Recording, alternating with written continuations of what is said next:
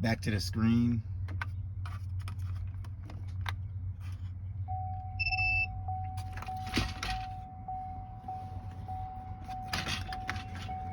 This blue wire on the left is loose.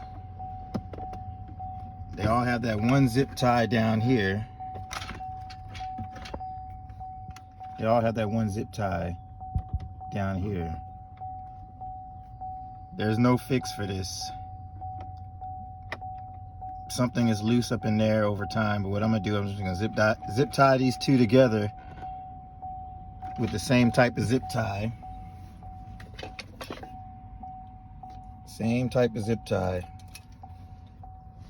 Maybe that might hold it for a few more years, but I'm gonna zip tie these two together and it'll stop it from vibrating and shaking.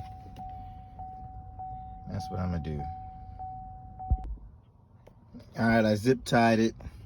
By the way, these plugs are a pain in the ass to get out. All right, let me just another test. Here it goes. Down, up. Zip tie should hold.